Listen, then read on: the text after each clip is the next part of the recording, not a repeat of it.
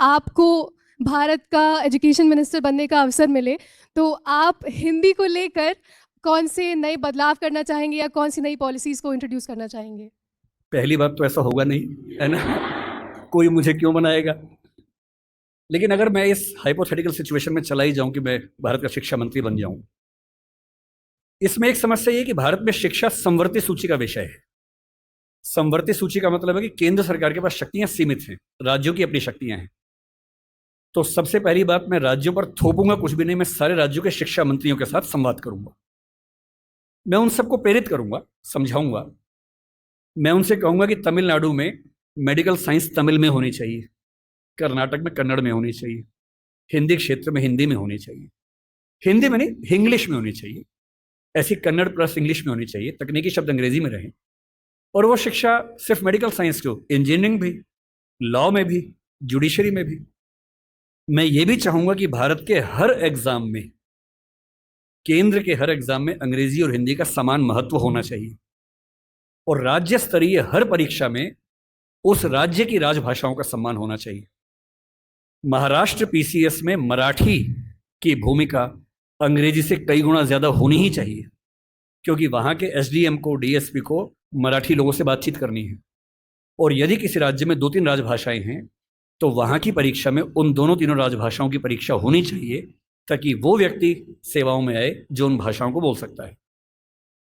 कुछ ऐसे प्रयास। और तीसरी बात, अभी हमें शिक्षा पर बजट हम बहुत कंजूसी से खर्च करते हैं। हमारा ज्यादा बजट सेना पे खर्च होता है और चीजों पे होता है। मजबूरी वो भी है, सेना को हम नहीं छोड़ सकते, क्योंकि सुरक्षित होंगे तो पढ़ेंगे। अगर युद्ध हो गया, किताब फेंके तो मारेंगे नहीं, तो हमें ये हथियार चाहिए ही चाहिए। युद्ध तो करना ही पड़ सकता है। पर मैं चाहूंगा कि शिक्षा पर हमारा खर्च बढ़े। एक ऐसी भाई, हिंदी में समस्या क्या होती है, और ये हिंदी के साथ बाकी भारतीय भाषाओं में, आपको हर विषय में अच्छे अध्यापक ही नहीं मिलते हैं। अच्छे अध्यापक क्यों नहीं मिलते हैं? क्योंकि अच्छे कॉलेज ही नहीं है।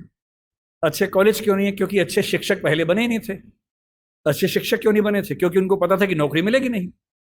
अगर नौकरी इंग्लिश में ही मिलेगी तो लोग इंग्लिश मीडियम में ही पढ़ेंगे। इस बच्चे ने अभी भी कहा कि मैं अंग्रेजी माध्यम में, मुझे हिंदी ज्यादा समझ में आती है। पर ये अंग्रेजी माध्यम में क्यों है? क्योंकि नौकरी का संकट है। एक मजबूरी है कि नौकरी इंग्लिश में मिलेगी।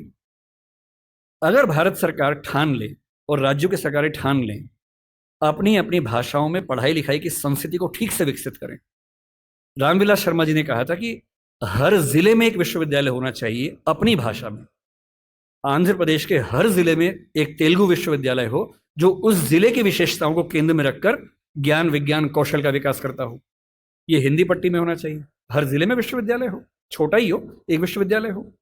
उस जिले में खेती कैसे अच्छी हो सकती है, उस जिले में उद्योग कैसे पनपेगा, स्टार्टअप कैसे होगा, उस पर रिसर्च वहां पर हो, वहां की भाषा में हो, वहां के किसान को समझ में आती हो।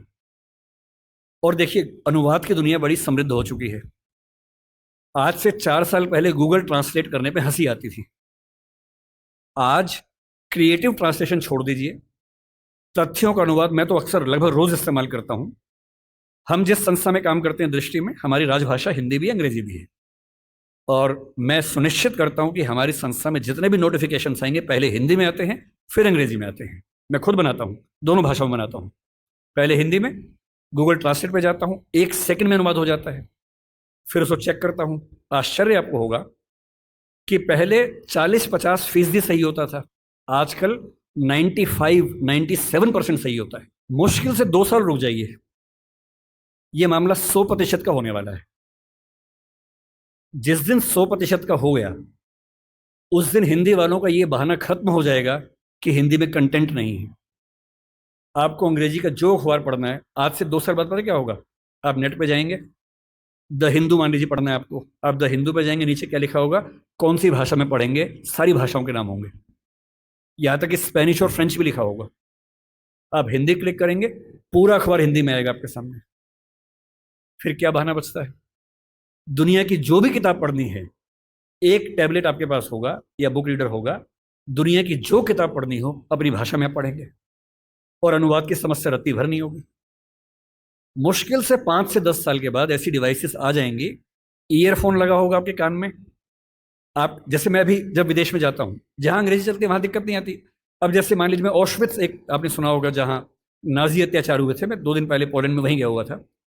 वहां हर चीज पोलिश भाषा में लिखी हुई थी। कहीं कहीं अंग्रेजी थी। अब समझ में नहीं आ रहा कैसे पढूं। गूगल ट्रांसलेट पे जाके कैमरा ऑन करना है, लैंग्वेज में आपने कर दिया पॉलिश टू इंग्लिश, आप कैमरा जहां जहां ले जा रहे हैं पॉलिश इंग्लिश में कन्वर्ट होकर दिख रही है आपको, कोई समस्या ही नहीं है। वो सारी पॉलिश लिखी है, मैं सारा अंग्रेजी में पढ़ रहा हूं, कहीं कहीं हिंदी में पढ़ रहा हूं, सब कुछ हो चुका है। मुश्किल से 2-3 साल बाद क्या होगा, ऐसे हेडफोन्स और माइक आ जाएंगे, आप अपने कंप्यूटर से या फोन से कनेक्टेड हैं, एक पॉलिश व्यक्ति या मान लीजिए डच व्यक्ति आपसे बात कर रहा है, नीदरलैंड्स का, उसको केवल डच आती है, मुझे केवल हिंदी आती है। मैंने अपने फोन में डच से हिंदी सेट कर दिया, उसने अपने फोन में हिंदी से डच सेट कर दिया, वो डच बोल रहा है, मेरे हेडफोन में जो माइक है वो उसको सुन रहा है, कंप्यूटर कनेक्टेड है, फोन कनेक्टेड है, मेरा फोन तुरंत उसको हिंदी में कन्वर्ट करके मुझे हिंदी में सुना रहा है। मैं हिंदी बोल रहा हूं, उसे डच में सुन रहा है। और ये मैक्सिमम अगले 5 साल का मामला है। 5 साल बाद बेबीलोन की मीनार बन जाएगी। 5 साल बाद आप दुनिया की किसी भी भाषा के साहित्य को, साहित्य में थोड़ी दिक्कत आ सकती है, ज्ञान विज्ञान की बात कर लेते हैं, किसी भी भाषा के ज्ञान विज्ञान को आसानी से पढ़ सकेंगे। अगर मैं शिक्षा मंत्री बन गया, जो कि मैं नहीं बनूंगा, मैं जानता हूं, क्योंकि लोग क्लिप काट के चलाएंगे कि देखो बनना चाह रहा है ना। अगर ऐसा कभी हुआ तो मैं सुनिश्चित करूंगा भारत के हर विश्वविद्यालय में हर ज्ञान की चीज हर भाषा में उपलब्ध हो। और 20-25 साल लगेंगे। जिस दिन हिंदी, मराठी, तमिल बच्चों को समझ में आ गया कि उनकी भाषाओं में भविष्य है, वो अपनी भाषाओं में पढ़ के आग लगा देंगे, ऐसी ऐसी रिसर्च करेंगे अभी हम कल्पना नहीं कर सकते हैं।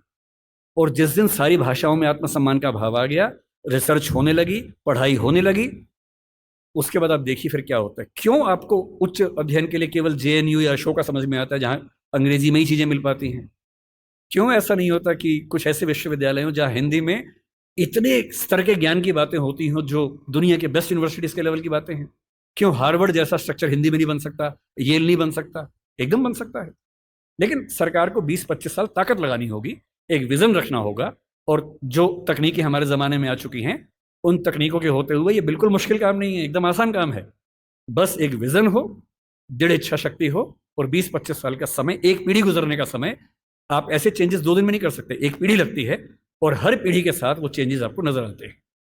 मैं ये करूँगा।